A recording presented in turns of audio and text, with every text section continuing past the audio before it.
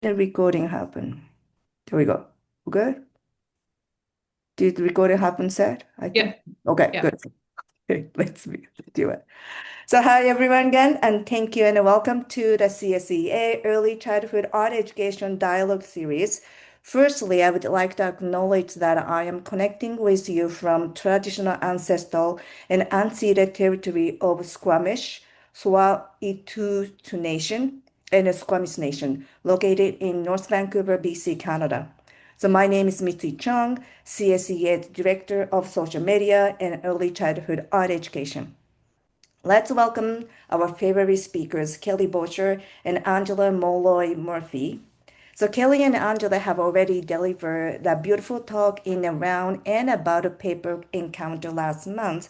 So I think many of you, some of you already know how great these two ladies are, but I just needed to reintroduce about them again.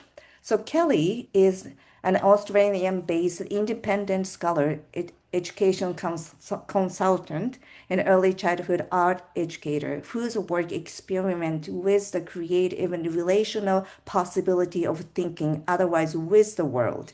She supports educators and organizations to cultivate a rich culture of research, engage in critical dialogue, and experiment with arts-based practice that honor children's creative worlding.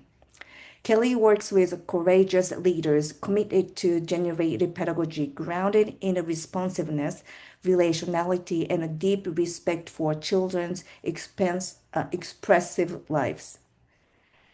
The Angela has been an art-based early childhood educator and a materials specialist at University Remeda program, an early childhood lecturer, and a scholar in residence with Melbourne's Swift Lab.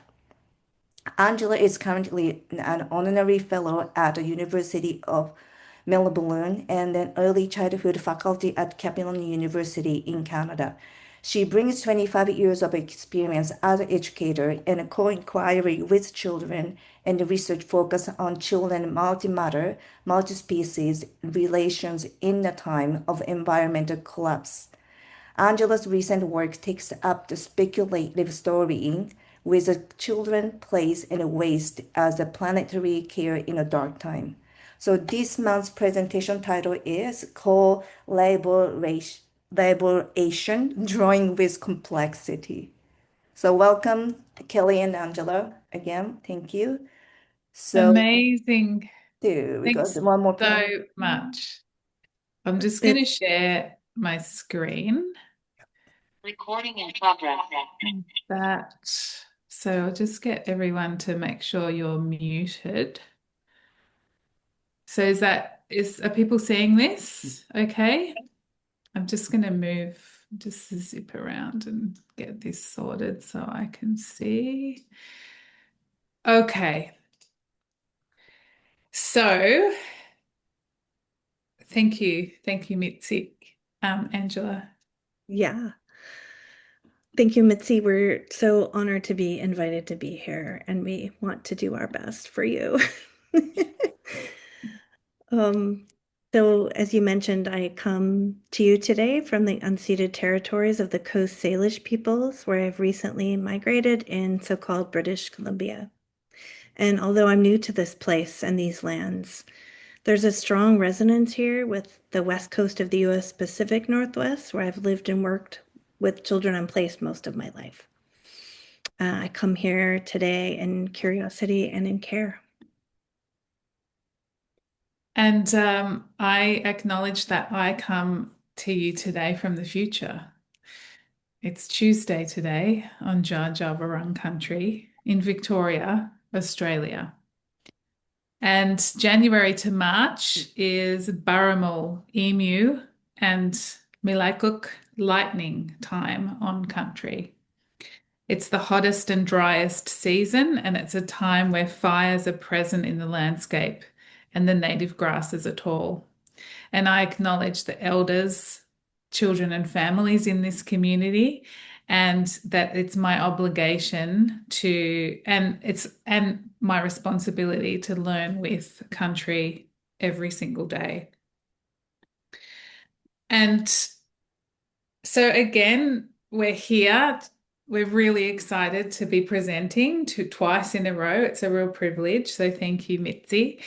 And I acknowledge that we all come with our own ways of being with materials. So, like the January session, we introduced ourselves here as early childhood material scholars, and we met at around 2017 at the RISI conference in Toronto. So we're Canadian connections. It's really exciting. And so we've got our own specific materials practices and research backgrounds. And today we're offering you some of our most recent thinking with drawing in early childhood spaces. Okay. So we begin with deep gratitude and acknowledgement of some of the theoretical and practice lineages we draw on. Having entered into the worlds of feminist new materialist and posthuman scholarship over 10 years ago, we're deeply influenced by Sylvia Kind's thinking with material inquiry and that whole kind of familial body almost that comes from this region. And even earlier today, I had the privilege to attend an inspirational curriculum conversation with Sylvia and Adrienne Argent that weaved in drawing with young children in ways that matter and ways that will surely linger during this conversation we have today. And Mitzi showed up. I didn't realize she was coming. Just what an incredible way to keep thinking together. And this conversation we're holding, we had a lot of, cautiousness, I would say, because we are not walking in like experts. We're walking in like folks that have been thinking and practicing and want to think with others. And we're offering kind of speculative openings and thoughts on drawings that are not coming from a place of mastery whatsoever. So in this session, we're bringing together a few concepts and ideas into what Hamm and Boucher, that's Kelly, call a pedagogical context zone. So we're hoping these thinkings can collide, bump up, crash into each other, and fall away. And we're bringing them because we believe that the arts is a generative and exciting place to dwell with theories and ideas, as well as a place to speculate on and with the world. It's somewhere we can grapple and experiment with the unformed and the unresolved. And as I'm sure you're all familiar, we need creative, critical, and speculative thinking now more than ever in our everyday lives with children and educators. So I'd just like to invite you all to draw in a little bit closer together. And so we're traveling together today, and whatever is around you, I'm sure there's some kind of materials that you might have on hand, whether it's post-its, whether it's pens, a marker, whether it's a pencil, whatever is just right in your space now. We'd like to invite you to be intuitive with making marks as you listen to this presentation. And I guess tune into how your body moves as you're listening, as you're looking. And maybe you'd like to make marks today. So draw in and see how you might be drawing with us today, as we wander together. And alongside this drawing invitation, we would like to pose a few questions. So take a moment to just respond to some of them, if you would.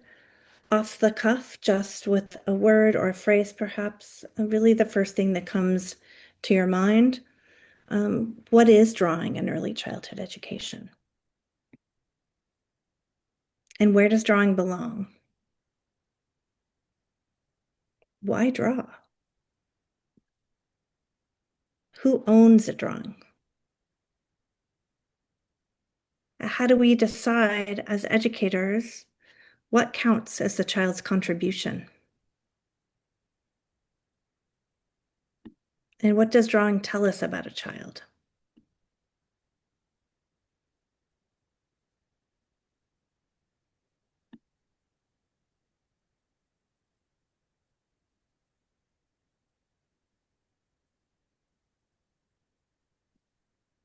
How about some words or phrases? Think if you were describing to a parent or an assessor of children what the place of drawing is in an early childhood setting.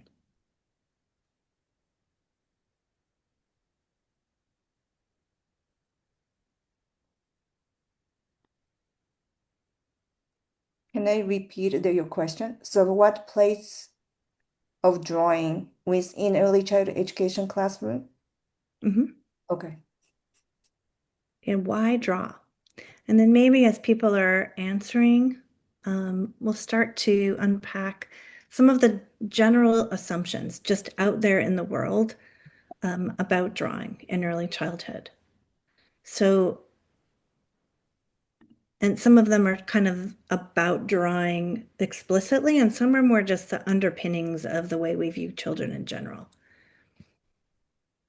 So, for example, children are separate from the world. So if they're drawing, they're standing outside the world and rendering what they see. They're somehow above even the world. They sit outside of it almost in a human exceptionalist way. So they're acting in isolation and they're drawing meaning from experiences, things they see or saw. I remember hearing growing up that we can never come up with anything. We can never draw something we haven't seen. And I'm not sure if others heard that, but there's a lot to unpack in that idea.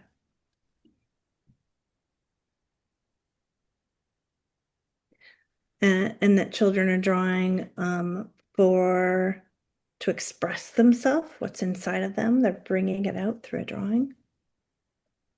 Rather typing, can I say? Answer, like respond to your question by talk. Like Yes. when since I was kids, I love drawing and still I love drawing. I keep drawing. But like when I look back myself when I was kid, and then of course I always remember I always draw princesses, how pretty, how good and color, and then dreaming about how what kind of dress we would like to, wear. It's that kind of dream wish come to my princess drawing. But besides that, I also like always like to draw with my storytelling kind of journaling. Like what I did today, what I eat today, what I play with how I play, like that case, my drawing was storytelling, like really journaling to remembering wanted to tell a story to, my parents or my teacher, my friends to, this is what I did. That was my, childhood drawing. And then I remember I switching slowly to more focus on or interested in representational drawing to kind of wanted to test my skill, how much I can do to like look like drawing. And then now I'm back to really like abstract, like kind of expressive way how I respond to myself, to the world, to the children. Like so my drawing has been really integrated so many like traveling around the time or the moment to so there's so many different way my drawing I could say. And there's a lot here. We have what Mitzi just shared. We have getting to see or know a child's relations, expression of self, body, mind, heart, imagination, a response to material or other invitations, connection, exploration. Drawings belong to a child, no one else but them, the artists themselves. It can reflect thoughts, cultural expression, thinking with and through story. And one of the things we're thinking about today is really this concept of co-laboring, which I think will speak to many of these aspects. So there are these assumptions about drawing in early childhood that, we're making meaning of the world, we might be making thinking visible. It's sort of like a pre-writing, children's scribbles, all of that sort of grand, grand theoretical gestures of what drawing is in early childhood. So we're really framing this presentation or our grapplings today with co-laboring. And so specifically, we're responding to the 2019 article titled Co-Laboring by Christina Delgado Vintimilla and Iris Berger. And they're both scholars working in Canada, whom many of you will probably know them and their work. Iris is in Vancouver and Christina is, I do believe, in Toronto still. Yeah. And so they're really troubling this idea of collaboration in early childhood. And so collaboration in this way in early childhood is conceptualized as a really positive and smooth process of doing things together as one. But the authors suggest that it's much more complex than that. And they actually break the word collaboration into parts to show that it involves the sometimes difficult work of coming together across differences and creating something new. And this being together doesn't always feel easy. It can include disagreement, uncertainty, and really vastly different perspectives. And so this collaboration, rarely harmonious, requires effort, experimentation, and frustration. And as Sylvia reminds us, drawing is inherently problematic. When we take an inner landscape or a memory or something we see, and we take this multidimensional world and try to render it in 2 dimensions, there are problems that occur. And that we don't need to necessarily dissolve these problems or solve them for the child, but that's something for the child to work through themselves. For educators, this way of thinking encourages us to see learning and curriculum as a complex and shared process that unfolds through relationships between children, adults, materials, environments, rather than something individuals produce on their own. And as Kelly said, it's across differences. So I think often we see collaboration as a melting of 2 or more children into kind of one solid perspective, but rather we suggest that perhaps it's something that it's the differences retained. And that's why we're able to have the bumping into and the crashing that we described earlier. And this is a quote from the article that Kelly just mentioned.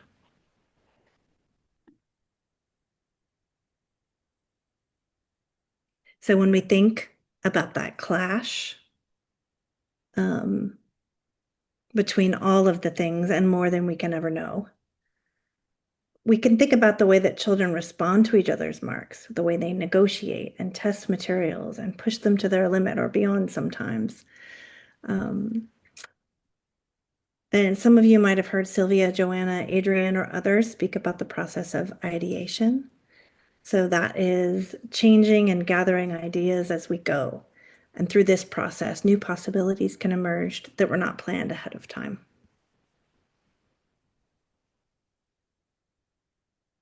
That idea of laboring is almost like, it's almost like birth. Like we know something new will emerge and we know it won't be easy. So through that, I guess that sort of tension and these frictions, we really wonder what is co-laboring with children when they're drawing. And we do call on the notion of the pedagogical contact zone, which is what I'm really thinking quite heavily about in my work, and particularly will place as a pedagogical contact zone, but also materials. So what are the actors at play here that are with us in these processes? What is coming alongside, what is bumping into us, what is exploding us, what are the concepts, and what are these collisions actually produce when we are open to the co-labor in the multiplicity and the complexity that it proposes to us.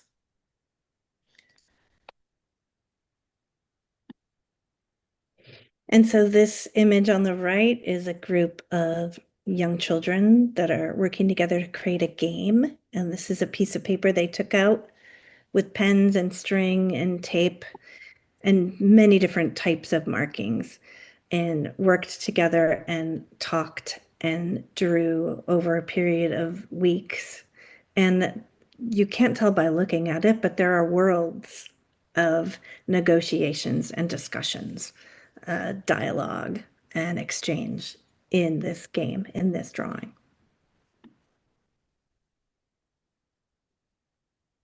So this is just a little series of child wind frottage assemblage, you might consider it, a child who in Bendigo, in a project Kelly and I were working on, and Kelly has continued and furthered at this point.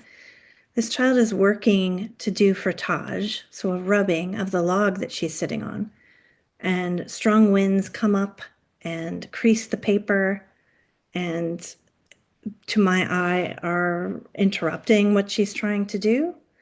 And I don't remember exactly how, but I know that I was concerned and trying to kind of control the elements for her, and she made it clear the wind was not the interference. So this is the kind of thing that can be considered a more than human co-laboring, where although it wasn't planned in advance, the wind coming up in this way became a welcome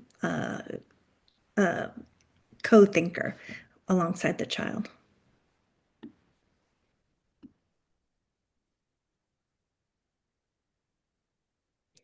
So responding to drawing as an act of co-laboring invites a fundamental reorientation in how we understand children's creativity, learning, and participation, rather than coming in from the child solely and coming out to the world.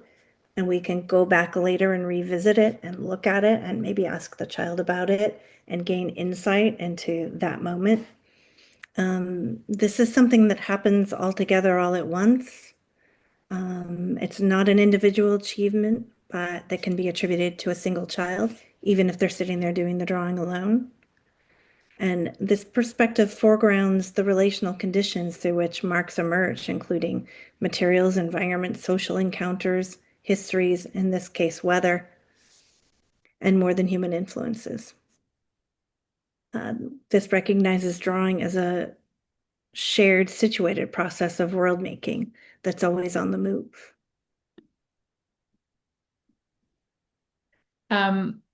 And so I just get so fascinated with how we are languaging our practices through this concept of co-laboring. So how are we actually responding to this dissection of the word? And if you read the article, and we've got it in our slides at the end, it really beautifully breaks down this dissection. And so this really excites me. And so very, very quickly, these are two images. So the one on the left is a little snippet of a generative, cohesive, collaborative experience with two children where they're very good friends, and they were actually sharing their drawing. So they were passing each other the lines, and it was a dialogue between them, and it was a really interesting exchange as this sort of relational, cohesive, generative space that they were producing together. And the one on the right was many years prior at the same kindergarten, a project around mapping, and we were working with scale. And the children, this was just a moment where I brought in these large scale or like architect size drawings of their smaller A4 drawings. And the children were just beyond excited that their drawings were as big as they were and they could actually fit inside them. So this is a really sort of embodied process of I guess movement and these sort of generative spaces that this work can produce, even though there might be frictions in the work, and how how they sort of things like that come up and fall out all the time as we're working in multiple spaces with children.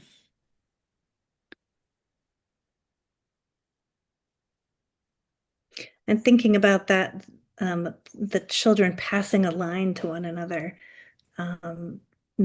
gives me a connection to what we talked about just before we started the call, Mandy, about conversation and dialogue in an early childhood environment. And how many different ways can we do that? I wonder. So we're sharing our grapplings today rather than coming to conclusions or trying not to. I see myself in moments jumping to conclusions and feeling that there's something that's settled, but then in the next moment, hopefully I'll unsettle myself. And you can help me with that. So we're going to talk a little bit about observational versus imaginative drawing, kind of as if they're two kind of binaries, and then problematize that idea.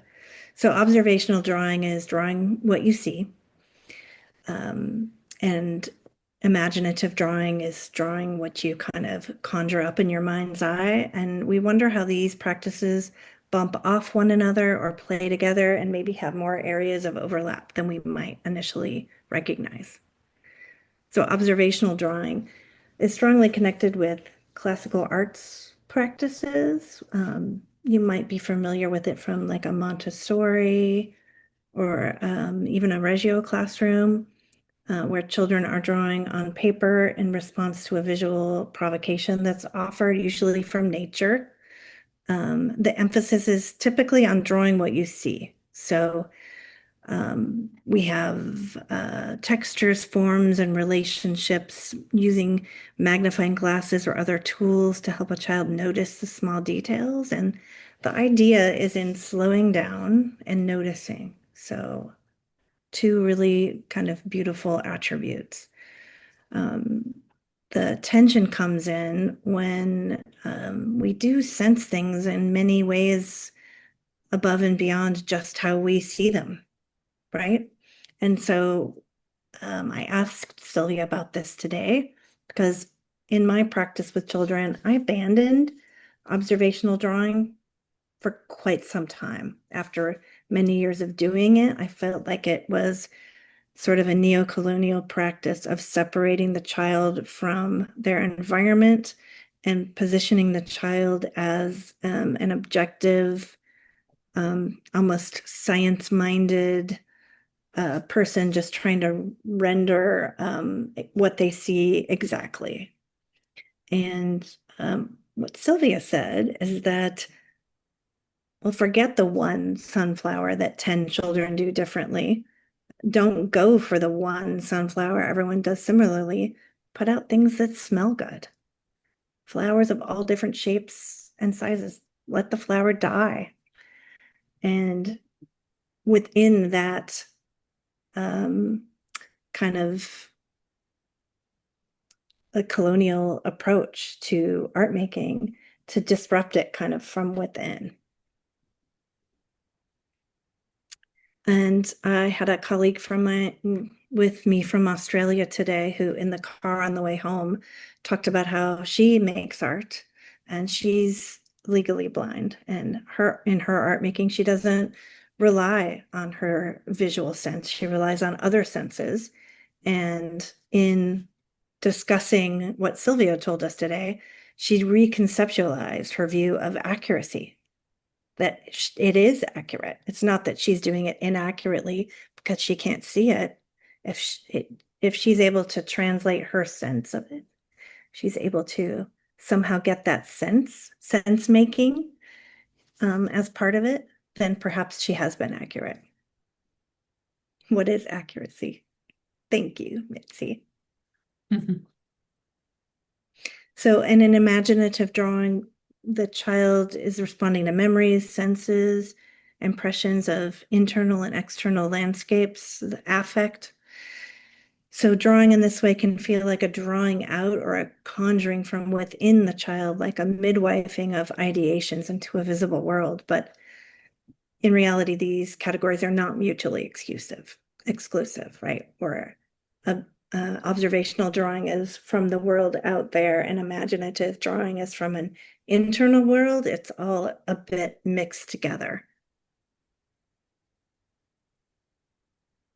And this bear is kind of a reminder to myself about how these things are all mixed together. A 4-year-old child drew this bear. That's a bear on the far right. The bear was a part of a collective story we were telling that was really important to us, how we came upon a baby squirrel.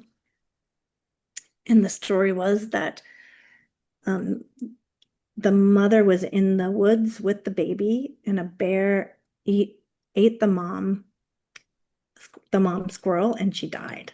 And then the baby squirrel was abandoned, and we took care of her. So the most important thing are the teeth. Yes, and kind of the imposing view and the feet ready to stomp through the woods. And there are many things we could do in drawing to help a child have a more accurate depiction of a bear. If the child was interested in that, we could have a 3-dimensional bear. We could copy a picture off the internet of the bear. We could talk about these things, but this bear had all the characteristics that that child needed in that moment. And so for her, it was accurate.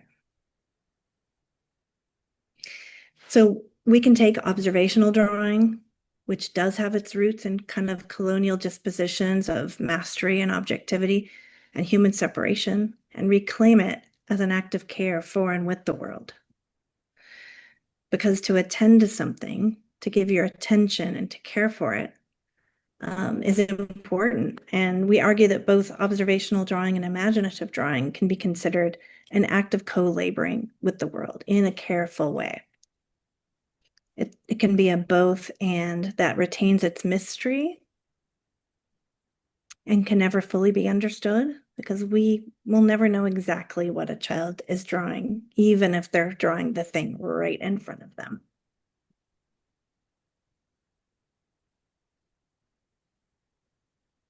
So now we turn. And we turn towards the work of John Wolseley. John Wolseley is an artist living on Dja Dja Wurrung country, and we did mention John Wolseley in last month's presentation on paper.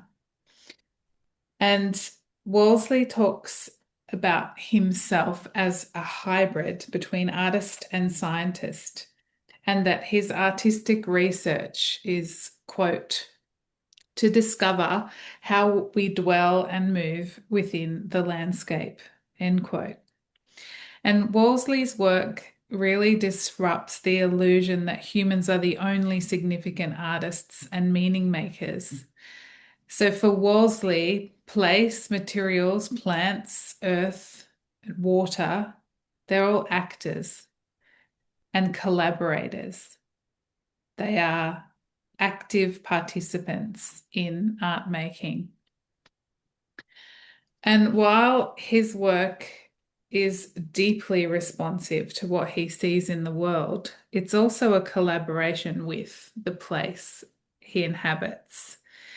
And it's a co-labor. There's tension, there's rupture, there's movement, because his works are physically shaped by the sun, wind, and rain on location. And paper responds to place and meets and gathers marks, creating an inventory or a document about the state of the earth. And we think this work is a really important example of deeply noticing and attending to the world. That it's attending and a tuning in. And we're kind of bringing this together, like we're wondering and grappling here around this. We're thinking that this is like a reclamation. It's a reclaiming of observational drawing from the scientific and colonial gaze as an act of care. So to see John Wolseley's works, and I encourage you to look up his artwork. He'd be considered as a he has a scientific gaze. He is an observational draw.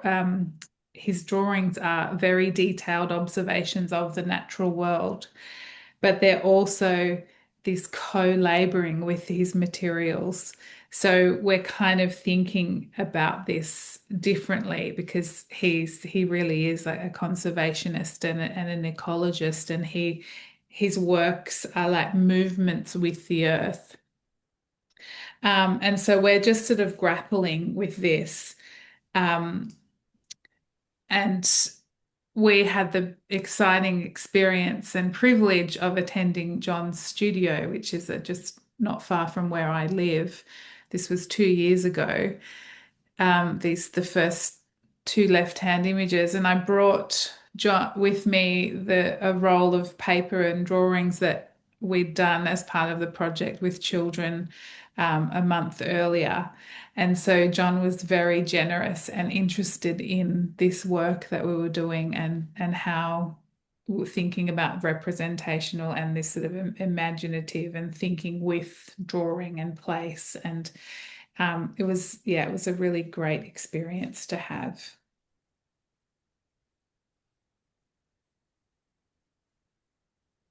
And so we want to introduce this concept, and perhaps you already know about it, but it's new to us, of drawing ecologically.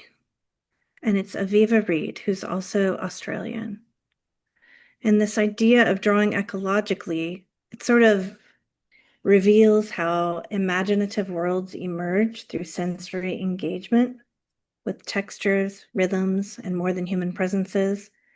And the important bit, or one of them here, is that perception itself is distributed across bodies and surroundings.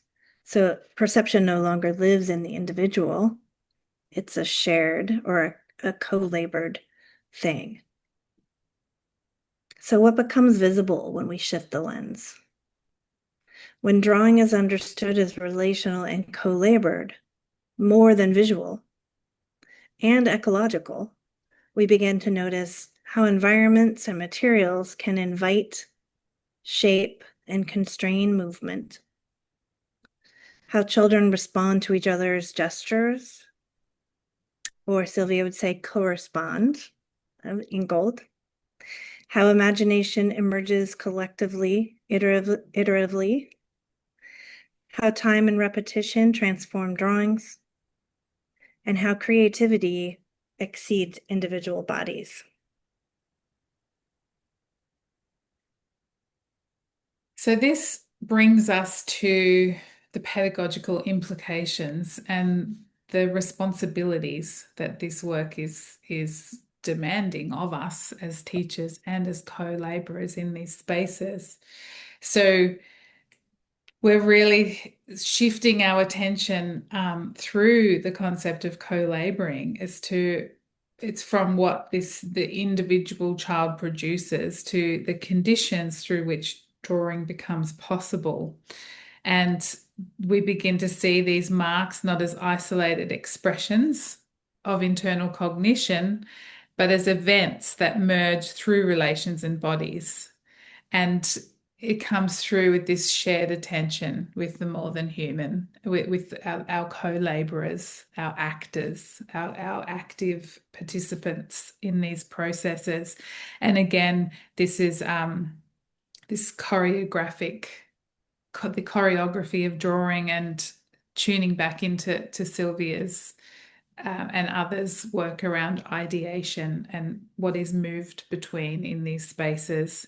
And so pedagogically, this reorientation matters because it invites educators to support relational processes rather than and individual outcomes, and to recognize that children's art making as participation in shared world making, like Angela spoke about that earlier. And it's not about this evidence of personal achievement.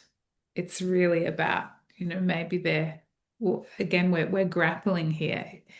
It should be, maybe I should say, is it about children making and responding to the world as they see it, as it's becoming? And so when these contexts, these gestures, these marks and ideas, etc., unfold collectively, these encounters align with the relational and post-human understandings of pedagogy, and where drawings emerge through these entanglements, through the co-labor, through the tension and the collision and the possibility. And it is about ecologies. It's not an isolated act. We are grappling with and in these messy places all the time. And that brings us to tune into the contact zone again, that these are these tense spaces that can be, we collide in with all of these. And this is where the ruptures happen in our thinking as well. Like what falls out, what falls away, and what crashes into us. And perhaps what do we catch? How do we hold it? I have one other thought before we converse, which is we have like 11 minutes to talk, 14 minutes to talk to one another. Just that these environments that we're in, these settings we're in, whether they're early childhood or home settings or bush kinder or forest school, they're not innocent settings. They're not all equal. They're not like a level playing ground. Because if you're in Australia or you're in Canada or you happen to be in the United States, you're with children on stolen land.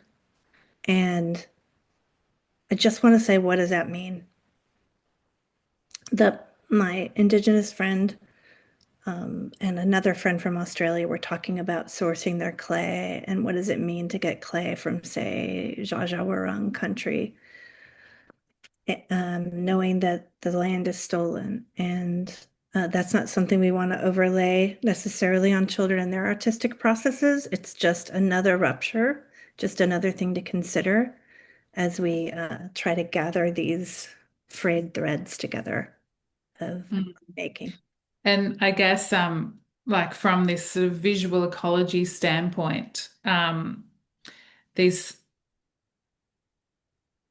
seeing and mark making and being with our landscapes, it's not solely a cognitive act, but these really are ecological events that are shaped by the relationships among all of these things, and how we are in attunement. What's our sensory attunement to these materials and places? And so I've put this image in because this is a beetle that eats away the wood. And this, to me, I've written a little bit about this as like letters, beetle letters to us, and I've worked with children around this idea.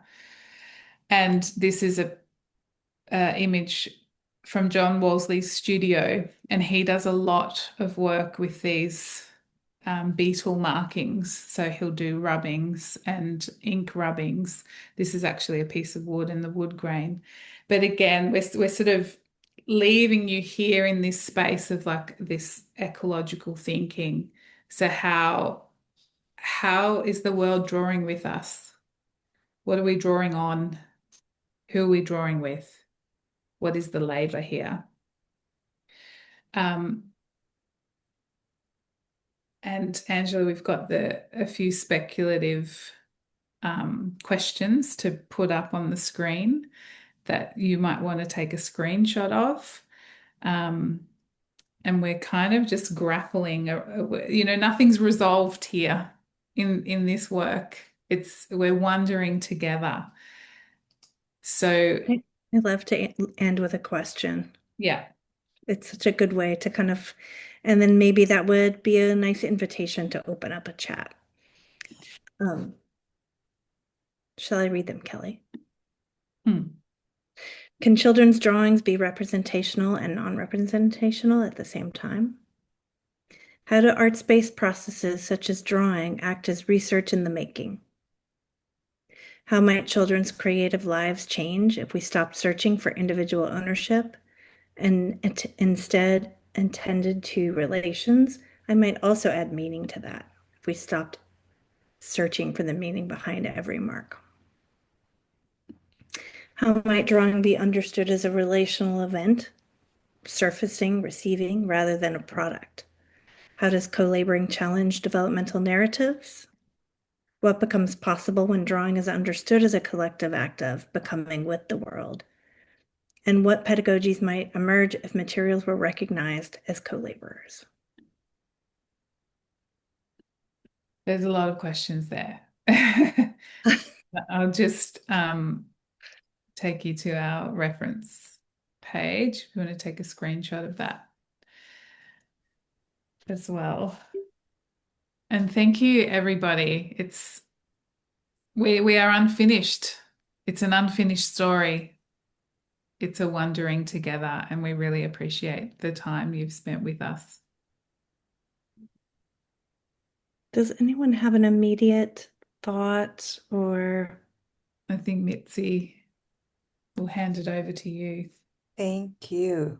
Whoa, what a really deep conversation. My head as a person who love and does drawing all for myself and with the children, but still your question, because again, as you said, there's no such a solid answer to what is or what is that. And but this one really nice, beautiful invitation to really we can think deeply about and with the drawing. So first of all, the thank you. It's really great. I wanted to say sum up what you did, but it's hard to sum up because so many things was happened. So just I tried, put it all the words in the chat what I could catch it. So if you go through, you can see some words. I got it as a keywords that moment to moment. So yeah, thank you. Sylvia's here. And thank you, Sylvia, for coming. It's great. And Hannah too. There you go. I don't know how long you were here, Sylvia, but will you say something? I always have lots to say. I know. Well, I mean, I think partly what I hear, I think I was about 15 minutes late, so not too late.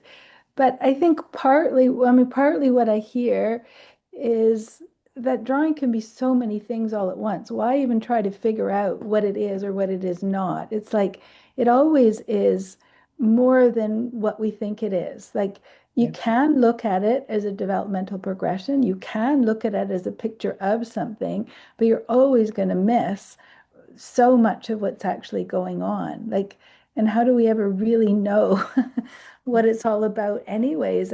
But you're also working with an idea of creativity, which I love the idea of creativity as an ecology, not as an individual. It doesn't discount an individual child's creativity, but it actually is much more about what is composed in between and all the elements at play.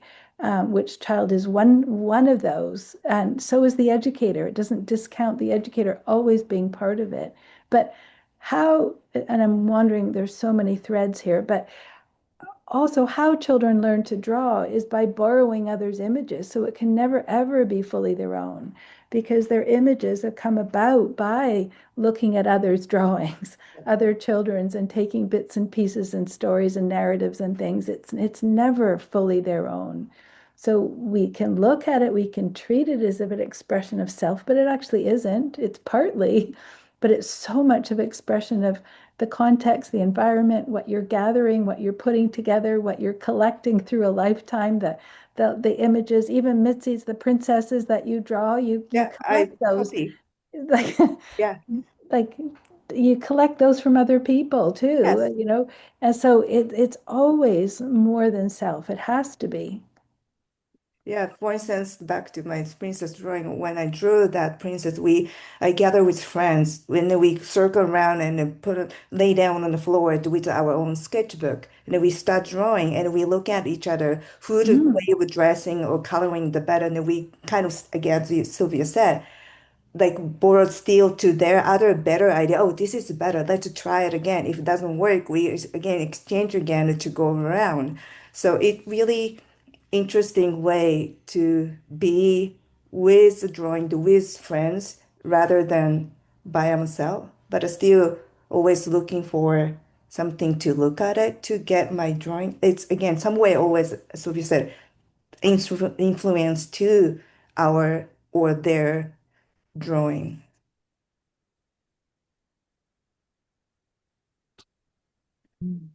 Did anything pop up for anyone, or I know it was a I lot. just want to say, hello, it's Hannah. Just want to say, Kelly, I really like how Kelly said about when you're outside in the landscape and you draw, it's actually a collaboration with the place we inhabit, and how being outside on the landscape is not just slowly a cognitive act, but it actually contributes to children's ecological thinking and identity. And this place become a collaborator with the children as they express their ideas through drawing. I feel Mm. this is a very good way to really look at it when children are drawing outside. Yeah, it's and the reason I introduced John Wolseley is I've my first degree was a fine arts degree in printmaking, and I've been alongside John Wolseley's work and processes for 25 years. And there's this sort of pivotal moment with some of his practices that really expanded my thinking when I had started doing this deeper materials work in early childhood. And because the land is a disciplinarian, I think. Oh my gosh, why am I forgetting her name? Carol Rowan talks about that. She's from Quebec, and she talks about that. And so through John Wolseley's work, like he throws paper out into the scrub for maybe 6 months. So these big sheets of thick, beautiful printmaking paper, and it moves with place, and then he collects them, and it's inscribed with place. So and of course, we could go to Anne Pello to say, well, if we don't learn about places, we can't know them, and if we don't know them, we can't love them. And that there's also so many First Nations scholars and scholarship around that. So yeah, it's so important, this being with place in these ways, and Absolutely, yeah. learning with, Learning with place, yeah. setting everything down, and Mm. and seeing how we might be inscribed. Yeah, thanks, Hannah. We can chat about that another We can chat time. about that. Yeah, thank Yeah. you. But yeah, it's exciting to me. So that I think that co-relationship with artists and artworks is really important in these spaces as well. And I know Gay's on the call too. She's just written an amazing book. So yeah, it's incredible expertise on my beautiful screen here. It's very exciting. Does anyone else have questions, I was Nancy? just going to say it is really exciting because I remember when I started my PhD about 15 years ago, I was having real trouble finding collaborators, if you want to put it that way, in terms of co-thinkers in this space. Like I came across Sylvia quite early on. There were touch points around the world of people who were having these conversations, but I feel over the last decade, it's really ramping up. But a note I wrote in my book is how much I love all of this deep thinking of the complexities around this work, but also by the same token, the work I do around building educator efficacy and confidence. So many of them are thinking in a very different plane of practice.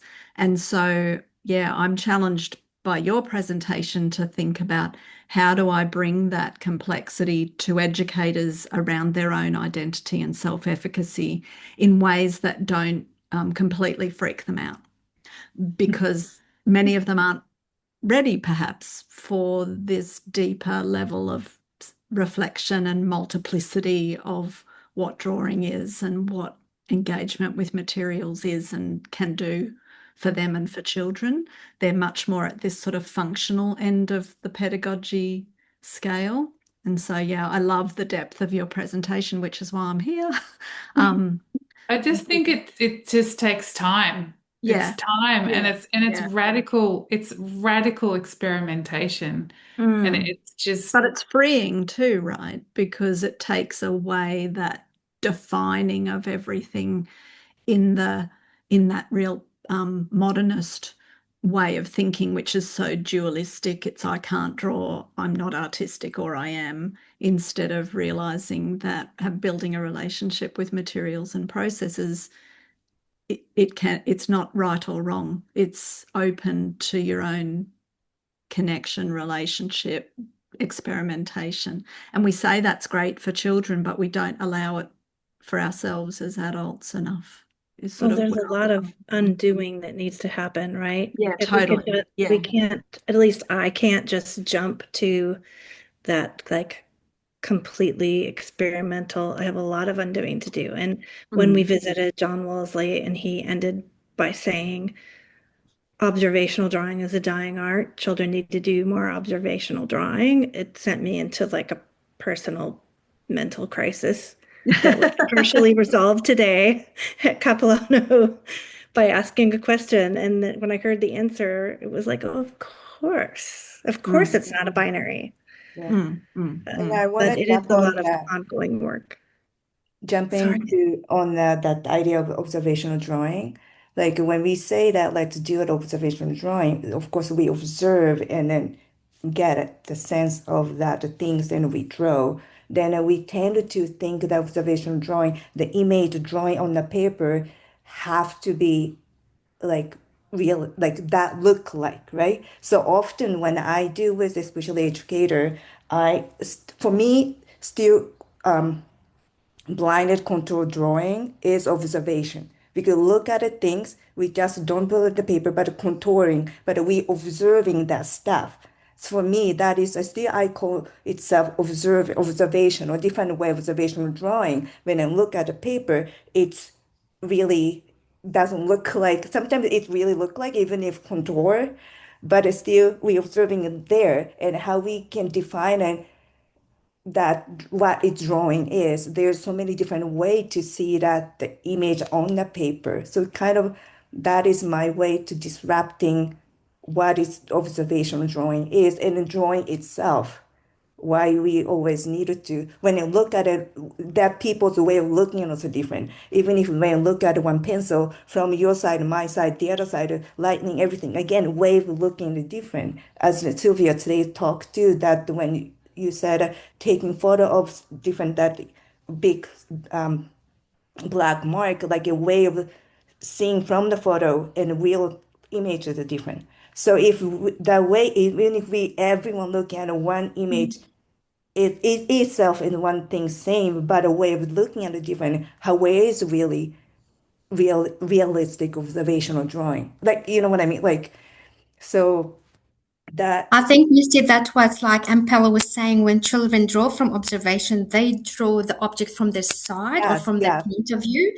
So it could be the same object or the same but thing it's they're drawing. different. The Yeah, children can see it from different yeah, perspectives. yeah, Then this observation drawing actually rely more on perspectives and different point of view, and that's the beauty of it. yeah, And also in Reggio Emilia, they call it like live drawing, so drawing from life. yeah. And again, different perspectives, so people see it from different perspectives. But even when you're drawing from observation, it's never just your eyes. It Mm, actually, especially contoured, blind contour yeah, drawing, you actually can feel, even when you're seeing your eye is tracing really slowly, you feel the textures. It's like you got to think about how drawing actually goes through a body. It is not a mind to paper activity. It's not just looking and seeing. It actually is far more a bodied act of the haptic sense of touch, that is actually far stronger sometimes than just the vision. At least in my own experience, and also I'm convinced that's how children draw, through the touch, through the texture and the sounds, that you might be looking at something, but it's rarely just what you see. That the senses are far more entangled than just the looking and making a mark on a page. Mm. thank And that's what disrupts the binary right there. Mhm. The idea that it's a visual art. It's all about looking. I remember my artillerista saying to the children, you look at the leaf, then you look at your paper. But really, there's a lot more going on. Even if I Way more, look back yeah. at those photos, they're touching. Yep. They're like were saying today about one of the animals, they're kind of like becoming the thing that they're drawing.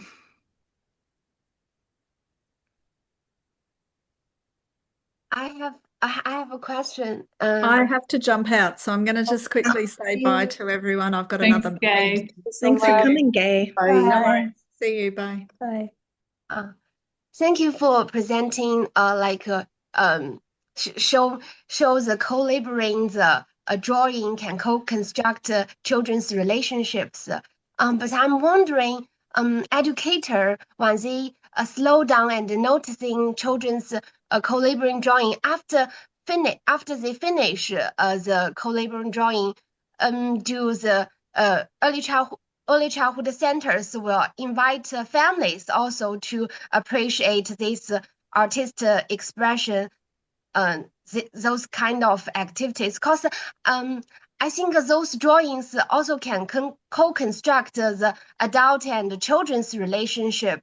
So I'm wondering, educators, how to respond after they finished. How do they respond appropriately to their drawings, and will they also invite families to appreciate these artist expressions? Because for my personal experience in Asian culture, I always get a judgment after I finished these drawings, or in kindergarten or in primary school. So I'm curious about that. Thank you. That's my question.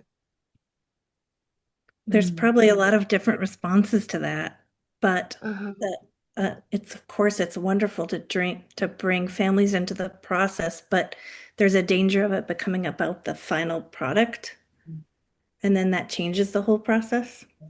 Oh, okay. And I think we were proposing the idea or the concept of co-laboring as a like a theoretical framework of disrupting. So it wasn't about making drawings that are co-laboring. It's responding to the concept and how it can activate us in different ways. So again, that product based to show something, it's not that. It's a deep process. I mean, Sylvia might be able to respond, but I'm also very conscious of everyone's time. After this question, we can close up. Yeah. What would you say, Sylvia? Well, I think it just depends so much on the context that you create and the situations that you create that like I don't see, even when a child is drawing on their own, I don't see it as just theirs. It comes full of the whole repertoire of drawing that they have collected, over their short lives. It is part of, and but it's also how do we create spaces where children are sharing ideas, they're talking to each other, the educator is there. You're not just waiting till something is done. It's how are you talking about things? I always assume that a drawing is absolutely never done. It might be on a pause, it might go in a cubby, it might go on a wall, but it actually is never finished. And so there always is more to talk about, more to think about. It's not draw and then tell me about what you did. I rarely do that.